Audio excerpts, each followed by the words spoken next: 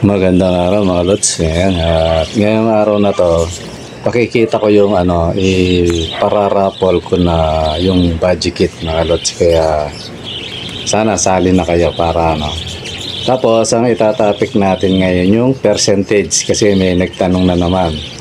Ayoko na sanang itopic to pero kailangan nating para sa kapakinabangan nating lahat mga lods. Let it, bang, bang. Magandang araw mga lods. Ayan, dito tayo ngayon para ipapakita ko yung yung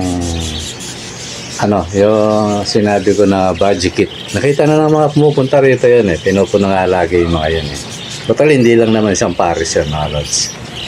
Ngayon papakita natin yan para ma-encourage kayong at tingnan nyo kung gaano kabilis nyo lang siguro to. Depende na lang sa pag-handle nyo na mabilis lang bumuga. At take note, ang mga dito ako nakakuha ng rainbow mga lods sa na to, kaya siguro yung mga hindi pa nag-e-entry dyan, entry na kayo mga lods. Yan. Kasi ako maya yan aalis na ako, pupunta na ako sa congregation namin, tapos sisilip-silip na lang ako. Pag kaya kong sasagutin ko yung mga tanong, tsaka pag nag-entry kayo, chat ko na lang kayo, tapos record ko muna sa sa cellphone. Ayan. So ngayon ito yung yung mga gusto sumali mga lods na hindi pa nakasub. Simple lang, mag-sub ka lang mga lods, mag-subscribe ka lang. Na yon, automatic pwede ka na sumali sa may bayad tsaka sa libre. Lalo na sa mga libre mga lods. Ayan, tapos puro comment lang sa libre, tapos share and like. Yun lang yun. Tapos lagi kang mag-comment kasi may baklas yan mga lods sa libre. Pag medyo madalang ang comment, pagdating ng final, pag hindi masyadong pala comment, babaklasin ko yun mga idol. So ganun lang. Tapos may bayad naman mga lods, automatic naman kasali siya ron. Kaya mag-comment siya, kaya hindi, pero maganda mag-comment ka rin lods. Yan. Pag may bayad, automatic yun. Kaya may chance kang manalo ng 2 beses. O paano sumali sa may bayad? Simple lang, nasa description yung Gcash. Mag-Gcash ka lang kung ilan bang itataya mo. Sa 100, 3 entry na yun.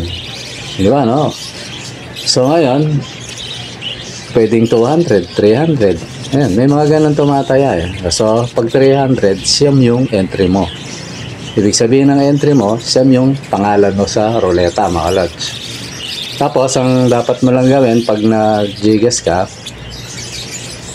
punta ka sa messenger. Nandyan din yung messenger sa description.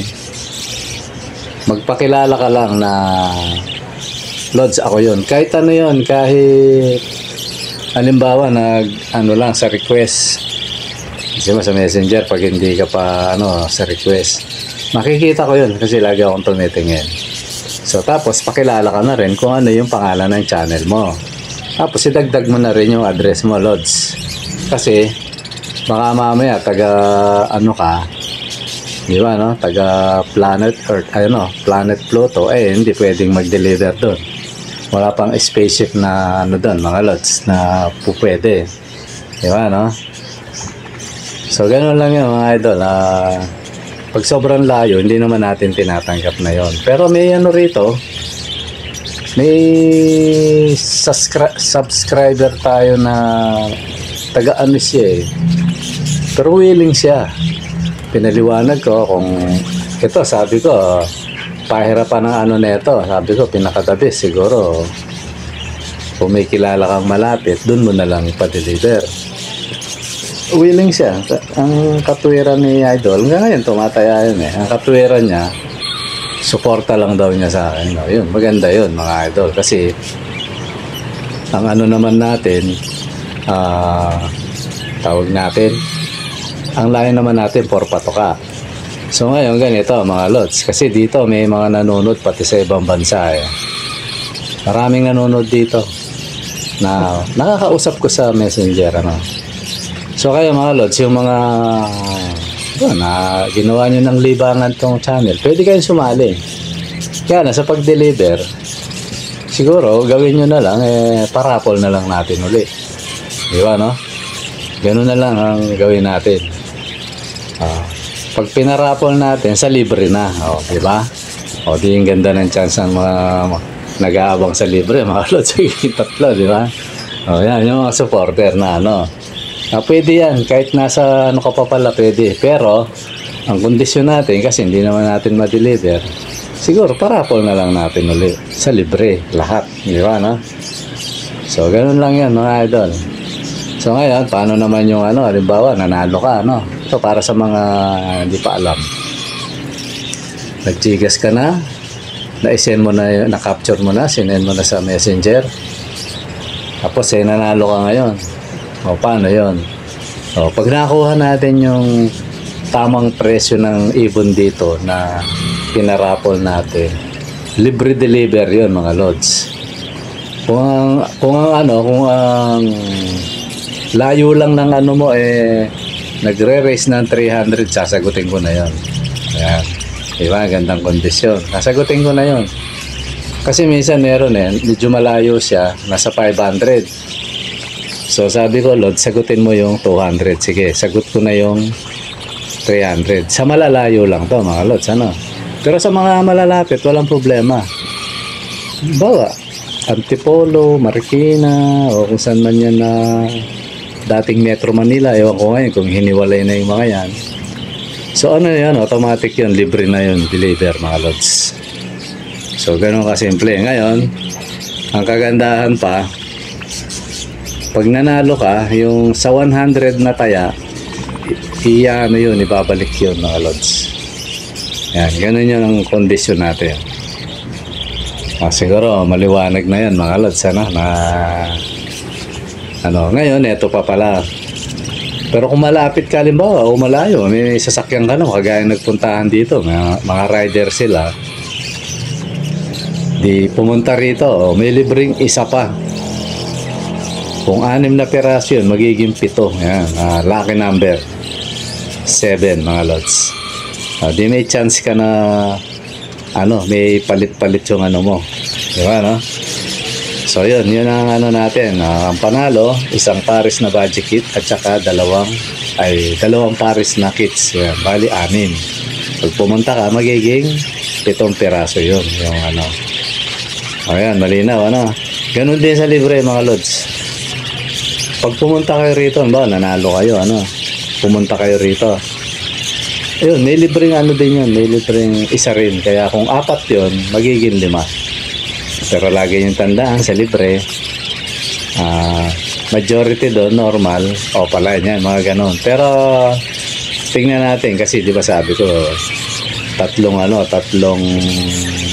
cup. Pero tingnan ko rin kung pwede natin parisan ng babae yun. So yun, malinaw na siguro, mga Lods, malay nyo, pag nagsabay uli kayo, may libreng merienda uli, di ba? Sabi nga ni Timo J. Dulin, nanalo na, may libreng merienda pa, mga Lods. Tapos, pasensya na rin sa mga nauna rito, hindi ko malang napagandaan ng na yung iba kasi ganun, hindi ko na pagandaan Parang nakikita ko kasi masyadong minsan baka mamaya yung mahihain ko hindi uubra sa kanila kasi minsan merong may edad na, mga Lods ganun, mga idol. Kaya pasensya na sa ganun. Pero hanggat maaari lang, common lang naman, merienda lang naman ang inaano natin. Okay, siguro okay na yan, mga Lods. Punta na tayo dun sa topic natin. Ayan. Ganito yun, mga Lods, yung itatopic natin patungkol sa percentage. Ito na naman ako, baka magkaroon na naman tayong buzzer nito. Pero huwag na natin katakutan yan, nilalagay ko naman sa kahon pag hindi tama yung nila Nalagay ko sa kahon, tapos babalot ko sa Lazada, itatabi ko sa bodega. Yun, ganun lang yung ginagawa ko sa mga baka makukulit. Kasi sa channel na to, hindi naman natin kailangan makipagkulitan. Kailangan natin dito matuto tayong mag-ibon. Ako, UB lang naman ako, mga Lods Hindi naman tinuturing na marunong ako, hindi. UB rin din tayo, kaya for UB to. Ngayon, pwede rin mga veterans, ano. Ganyan yan. So ngayon, itatopic natin yung percentage na nung medyo matagal na rin na pinagtalunan. Dito nga lumitaw yung ano yung buzzer na hindi mo lang kung ano yung klase yung isip niya na ano may gano'n naman talaga na makapuntos lang ano. Ngayon, ito na naman yun na may nagtanong na naman ngayon, siguro ano takot siyang ano kasi siyempre naman ano ito, paano ko lang, pag sinabi niya yung pangalan niya baka banatan siya pati siya. O sabi ko sige, okay lang yan, di ba ako mabanatan, wag ka lang Lods, sabi ko. So ito yun, totally share rin yung ano mga Lods. Share rin yung yan, hindi ko babanggitin pala ano. Ito yun mga Lods. Ang topic natin ngayon yung sa percentage, di ba no? Kagaya nung naitopic ko dati sa rainbow, di ba no? May percentage. Maraming tumutol doon. Although yung iba naliwanagan naman. Kasi common sense lang naman yan mga Lods. Gamitin mo lang ng ano ng common sense. Tandaan nyo yan, uulitin ko ulit ito. Parang replay lang. Tandaan nyo sa mundo. Di ba no? Lahat ng bagay dito ginagamitan ng percentage. Tandaan nyo yan. Ang Diyos nga gumamit ng percentage baka hindi nyo alam. Sa paglalang sa tao, gumamit ng percentage yun. O ano-ano yun. Di ba ginawa tayo sa ano, sa alabok ng lupa? May tubig yun mga Lods. May tubig yun. Di ba? Kaya katawa natin may tubig Di ba no?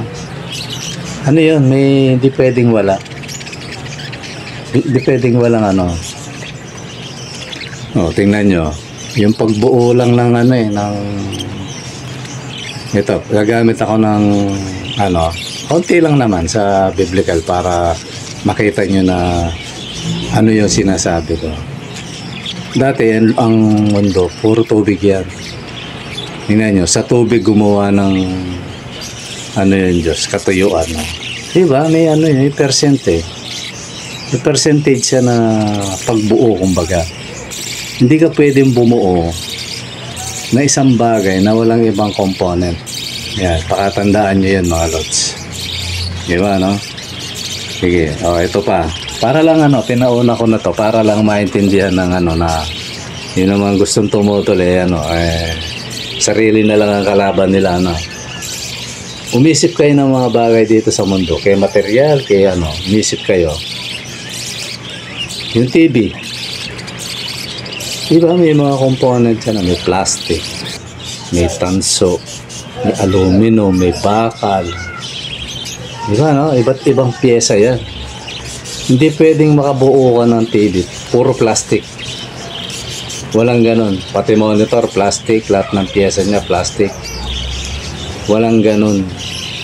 Kahit sabihin mo sinasabi nila laruan na plastic, may ginamitan pa rin component yun. Pakatandaan natin yun mga Lods. Bago mabuong plastic yan na ginawang laruan. Di ba no? Yan, sana malinaw yun para ano, para ano siya, maintindihan nyo yung topic natin. Na kasi ang tanong nung ka-Lods natin na ayaw ng mga ano, kasi baka takot siya na ano baka mabuli, di ba no? Sabi niya, Lods, sabi niya, tinapik mo dati yung rainbow percentage, sabi niya. Di paano yun? Di yung mga ibang mutation, may mga percentage din yan. Mabilis ang sagot ko. Sabi ko, meron. Lahat ng bagay naman kung sakits tayo, meron yun. Ganito yun mga Lods. Sabi ko, although sa kanya ko inano to, itatawid ko lang. Ganito kasi yun. Ano ba, normal? Di normal, Pag normal ang pinares mo, puro normal yan. Yung mga walang halong mutation, di ka makapagpapalabas. Ngayon, ang tandaan niya, ang tinatapik dito na gustong itanong niya, yung mga mutation. Sabihin, pataas ng pataas ang antas niyan. Pabago-bago ng mutation,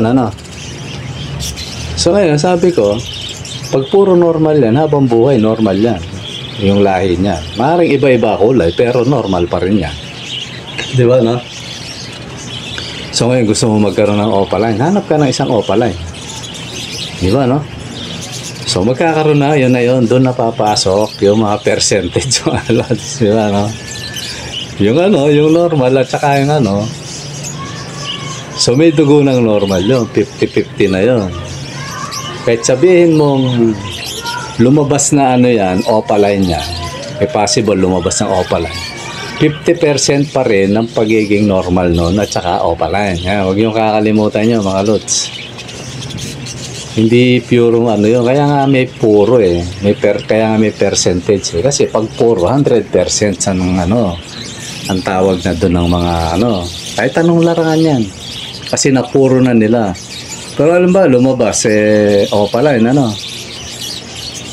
galing sa normal yung kung alin man dyan yung lahi niya na ina o yung ama niya So pag pinagpares may normal tsaka opaline, may possible ang mga anak niya may opaline na normal. Yun ang totoo doon. Hindi 50% yung dugo nun na normal, 50% na na opaline. Yung opaline mo ngayon pinares mo sa sabihin mo na ino o Lutino, di ba na dilaw halimbawa, ang na yun, itsura siyang opaline pero 50% pa lang ang dugo. Pag pinaris mo dun sa yan dun sa ino o Lutino so mahahati na naman ang dugo nun na lods, di ba meron silang dugong sa mga anak nila, meron silang dugong yung natatakbo yung bloodline may dugo silang na may nananalaytay sa kanilang normal, opaline at saka Lutino mga lods. So tatlo na yung nananalaytay sa kanila, di ba ganun so may possible doon minsan aamin ako minsan hindi ko kayang i-distinguish minsan na kasi ang malinaw lang kasi doon ganito mga lods, opaline na yung nakikita nyo pero 50% lang, tapos Lutino, palagay mo na solid yung Lutino, walang ibang bloodline yun. So maglalabas ngayon ng yun, dilaw mga lods, maglalabas ng dilaw o ino, di ba maglalabas ng opaline at possible maglabas pa rin ng normal. Tapos makikita nyo rin maghahalo yung kulay ng dalawang yan. So di ba so kaya minsan nagtataka tayo bakit ganito yung pinaris mo, ang daming kulay. Ang dahilan nun mga lods, yung bloodline nila. Minsan kinukuha pa ng ng anak yung lahi sa tatay niya. Hindi ganun yun. Di naganak, halimbawa, balik tayo, naganak ng ino, 50% yun. 50% ino, siguro sabihin natin 50% opaline, pero hindi, kung tutusin, hindi totaling 50% kasi may dugo pa. Pero kung mo yun ang nakikita natin, minsan, ibinibilang natin na 50-50 yan. Kaya nga nandun yung bloodline bloodline na lang ang tinitingnan doon.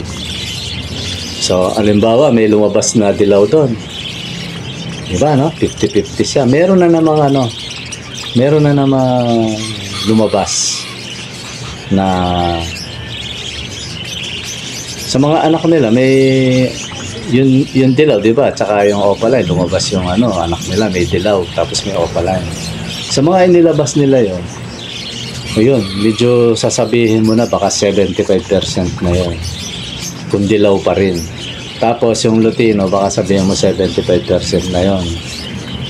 Diba, pag may lumabas pa rin ino. So, pag nagbuga pa uli yun, yung mga yun, kasi pwede naman yan huwag na tayong aalis kasi kalokohan lang yung sinasabi ng iba na inbreeding, pero sa totoo, yan, pag mahal ang ibon nila para maganda lahat, yun ang tinitiran nila. Yun, pasensya na kasi nagtatapik tayo, kaya nga minsan merong nagagalit sa akin kasi totohanan lang ang sinasabi ko natin mga lods. So diyan ngayon, wag na tayong aalis. Pasantabi na lang, kasi ako nasubok ko na, hindi naman totoo yung inbreeding na yun eh. Tapos ito na nga, yung dilaw na yun, nag 75 na, tapos kung may opaline pa rin, 75. Pagdating ng araw na yan, kung ilang solid man yan, yun, magiging 100% na yun. Kaya nga ano yan eh, ang pagbuo ng isang mutation na puro minsan, kaya yung mga, kahit maggagawa ka mutation, bumibilang ka ng kung dun ka kukuha, bibilang ka ng maraming taon mga lods. Bibilang ka. Kasi dun lang sa pinagpares mong normal, di isang na yon, isang generation na yun, isang na yon, pagpapares, one na, nagbuga, di ba? Tapos yung nagbuga, pinaris mo sa iba, di pangalawa na yon. Tapos pinaris mo na, kaya hanggang 4, 5 pag nagpa-project ka bago ka makabuo ng magandang ibon. So ganun katagal yun mga idol. Kaya nga bawal mainip dito eh. So dun din yung tumatakbo yung percentage. Kaya sa ito obserbahan nyo, ayan, kahit yung matanda mag-ibon, obserbahan nyo. Bakit pag sa rainbow napakaselan ng iba? Ay, pag may dot, nasa kanila naman yun. Hindi pa yan. Tapos ayaw rin nilang tanggapin wala raw percent sa rainbow. Sabi ko, naku po, yan, nagamit ko na naman, naku po. Hindi ka makakabuo ng 100% na rainbow pag di ka dumaan sa percentage. Tandaan nyo yun mga lods. Kaya yung pag may katabi kayong ganyan, pipilit, huwag nyo nang pakinggan yun. Makipag-usap kayo sa chemist yan, maintindihan ng chemistry yan, alam ng chemistry yan na tatawanan yan, mga ganyan. Natural meron pa yun, pero kaya lang consider na yun, kaya nga may 50% na rainbow yan, merong 75. Ang pinag-uusapan lang doon, hindi pa masyadong tapos may pa dyan meron pang sinasabi dyan na may naringgan ako dyan. Bakit? May nakita ka ba sa rainbow? Yung literal na rainbow, sabi niya na gray. Diba? Biglang tingin, tama siya. Ito hindi ako tumutukoy ng pangalan, tama siya. Diba, kasi kumpleto daw. Pero tingnan mo yung ibon, literal kasi sinabi niya gray. Wala nga naman talaga. Tingnan mo naman ang ibon. Yung ibon na sinasabi niya may orange ba dyan? Sige, tingnan ko kung may makikita kang orange dyan. Diba? May pula ba dyan? Kaya ang rainbow, complete yan Ang totoong rainbow yung kulay rainbow. Complete color yan. May tawag dun yung halimbawa, dilaw papunta sa orange, tapos orange papunta sa dilaw. Ganun ang rainbow na totoo Sa computer, sa computer, mga lods. Pag nag-tune ka ng tinotone mo yung kulay, ayun, nandun yun. White to green to blue, ganun, to dark to hanggang itim, ganun yung ganun yung rainbow yung kulay ng rainbow, diba hindi lang naman sabi 4 na kulay, hindi. Pag umulan, titigan mo rainbow, dahil kulay niyan, diba? Kaya sabi ko sa batayan na to, hindi hindi pala sa akin lang naman yun hindi, parang namamalian ako kasi kinuha mong batayan ng rainbow, pero yung rainbow na sinasabi mo, wala naman talagang orange doon. Walang orange, diba?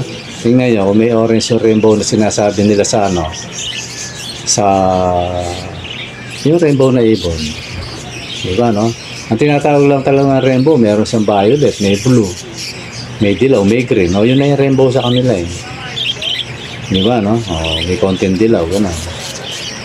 Kaya ako doon, wala na tayong doon kasi yun ang batayan Pero kung i-accurate mo talaga, yun bagay darating ang araw kasi mayroong magtutuwid niyan yung mga talaga mga veterano, nagsusuri talaga at nag-aaral na mga yan. Kino-correct nila yan. Kasi marami ng pangyayaring gano'n na pagdating ng araw na i-correct, mali pala yung ganitong ganyan. Diba? Ganun lang yung mga lods. So, basta pinag-uusapan lang natin yung percentage. Huwag tayong mawawala. Na ang percentage, hindi po pwedeng nag-project ka ng rainbow agad. Hindi ganun yun mga lods. Ano yun, o kahit anong mutation kasi hindi naman rainbow ang usapan dito eh. Percentage ang tanong nung kalods natin. Percentage lang. Halimbawa, nagano ka na recessive. Tapos opaline yan. Yung dugo, totally, mga bloodline ng tinutukoy niya, mga percentage, paano ba natutukoy ba raw doon? Diba? Kasi minsan ang ibon ganito. Nagpares ako ng isang recessive, tapos yung dominant. O, pag yung nag-anak yun, yun? 50-50 yung mga nun. 50-50, 75%, 25%, gano'n. O, ba't may 75? Diba, no? Minsan kasi nakukuha na niya yung ng tatay niya. Pero sa mga marurunong, 50-50 tawag yan. Kaya lang, doon tayo nadadali minsan eh. Makuhang-kuha yun sa tatay. Kaya tawag na natin doon, recessive na, kung recessive man yan. No, recessive naman talaga sa tingin, pero ang dugo niyan hindi 100% na recessive. Yun ang gustong ipunto nung nagtatanong sa akin. Siguro marunong si Lord sa gano'n, kaya tinatanong niya kung nagtatama ba kami sa katuwiran. Kahit pa paano naman, nagtatama kami. Meron lang kaming konting konting hindi kasi sabi ko, kahit ako naman talaga hindi naman ako ron yun lang lakaran, kaya nasasabi ko rin yan. Ayun, medyo kinorek niya ako doon, pero tama siya mga lods. Ayan, yun lang naman yun na ang topic natin mga lods, na hindi po pwedeng walang 100% o 50% o hindi po pwedeng walang 25%, kasi nga yung bloodline kailangan malaman mo yun. Kaya nga kung bibila ka, pinaka the best talagang bibili ka sa breeder, kasi alam niya yung takbo ng dugo, yung mga percentage ng kung puro ba yan, di ba, no? Puro, kahit salita pa lang puro, hindi may percentage kagad di ba, no? Yan ko, kung nagigets yung ibig sabihin. Pag hindi puro, ibig sabihin hindi 100% yan. O pag sinabing puro, 100% yan. Yun ang gusto kong ipuntong matagal na mga idol, na although may nakausap akong marunong, ayun, na sabi ko yan, nakakuha ni Lods, kaya nagtatanong siya. Siguro ang layo ni Lods na i-correct lang ako, although may mga mali lang konti-konti, pero yun, tinatanggap ko yun mga Lods, kasi pag totoo, hindi mo pwedeng tutulan yun. Ako, nagiging tangingot ka ron. Kaya alam mo totoo sa sarili mo, as tututulan mo, mukha kang tangingot nun. Kaya ako, na-correct ako ng konti nung kausap ko, o yun, tinanggap ko yun kasi yun, pero yun, sabi niya, sa bagay ng percentage, tama ka doon, sabi niya. Kaya lang naguguluhan siya, bakit ang tawag sa ganitong ibon ganyan. Sabi ko, lakaran kasi yun, particular sa rainbow pa rin yun, kaya lang sabi ko, ayoko na itapig yan, kasi may mga wala lang, nasabi lang na na wala raw percentage, sabi ko, patay tayo dyan. Sa pagkatao lang nung nagsabi nun yung pagkatao lang niya, may percentage na ba't ko nasabi? Kailan ba Kapampangan yung nanay mo? Ilocano tatay mo? May percent yun, di ba? Diba, sabi niya, hindi, parehas Bisaya ang tatay ko. May percent pa rin yun. Kahit saan ka lumugar, 100% ka na Bisaya. Ganun lang yung kasimple. Pero tandaan mo, at sabi yung 100% yung lahi mo, pag tinakbo mo yan, baka may lahi kang Spanish. Baka may lahi kang kaya minsan sa mga apo may lumalabas na mistiso Diba, mga lods, ganun yun. Parang isang apo ko, sabi ng teacher niya, para daw siyang anak ng Amerikano. Sagot ko naman, dapat tinanong ko sino yung lolo. Diba, mga lods, totoo yun, mga lods. May ganun, na nuklungan ng negro yung nanay at tatay, pero ba't lumabas yung mistiso? Sa lahi yun. Yun yung tinatawag na bloodline.